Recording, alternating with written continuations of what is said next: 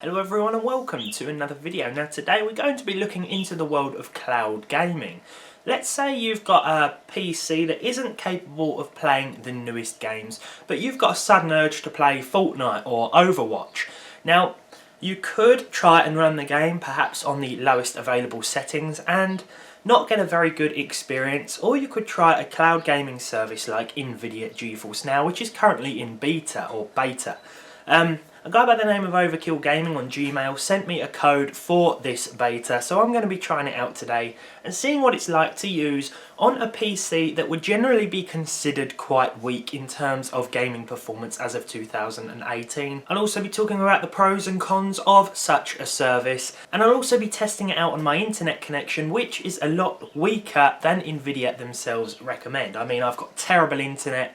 It really isn't good in this modern age of diskless games at all. So let's get into it, talk about this service and see what it's like to use. So Nvidia's GeForce Now service is currently free, but there is a waiting list to access the beta. I've seen a few sites selling codes for about £15 to £20, dollars or euros, but I'm not sure how legit that is, so I won't leave any links. GeForce Now is basically a cloud gaming service that lets you run your games remotely on Nvidia's super powerful computer and streams them back to your PC or laptop as if you were gaming natively on that device. I'll be testing out Fortnite, Overwatch and Far Cry 5, all of which would normally struggle to run on this 1GB GT520 that can be found for less than a tenner here in the UK. Nvidia states that the service requires a 15 megabit per second minimum connection for 720p 60fps gaming, with the hardware requirements being quite modest. My internet is diabolical and I didn't think the service would even run, but to my surprise it did. So let's get into it. After gaining beta access, you have to download the GeForce Now client and of course already have the games you want to play installed on your PC. The official support list is fairly large, though I believe you can get non-officially supported games working too. Just find the installed game you want to run, hit play, and then you're good to go. First up in Fortnite, the game defaulted to epic 1080p settings, and the streaming quality fluctuated between 1080p 60fps and 720p 60fps because of my poor internet. Although there were no super off-putting latency issues for me, a super competitive professional gamer may beg to differ. The game averaged around 90 to 100 frames per second. In Overwatch I launched a bot match once again with the highest settings and even cranked the resolution scaling up to 150%. The game ran flawlessly, though once again the streaming quality varied between 1080 and 720p.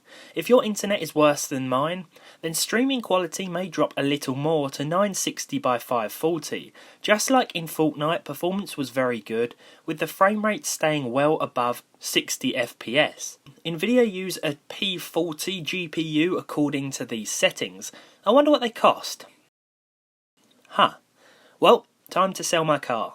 Finally, in Far Cry 5 I ran the game benchmark at Ultra, and this is where I experienced the most issues. Although the game stayed above 60 FPS on average, I did notice a few issues this time round which I can likely put down to my connection once again. Far Cry 5 stuck with 720p 60fps streaming quality. Now just for a quick comparison test, here's how Fortnite, the first in today's tested games, runs natively on a GT520 at epic settings without GeForce Now streaming.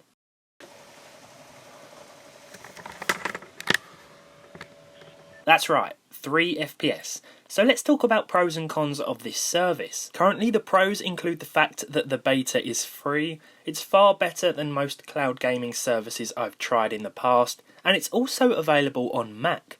It can also turn even the slowest office laptops into gaming beasts, as I've seen in a few other videos regarding this service. In terms of cons, the beta will take some time to grant you access as the wait list seems fairly long, though as I mentioned a few sites are selling keys. The service also works best on a very fast internet connection, which isn't available or affordable to everyone, though as I hope I've proved you can get by with a fairly slow setup. According to Nvidia at CES 2017, the price for 20 hours of gameplay on a GTX 1080 based machine will cost $20 after the beta period.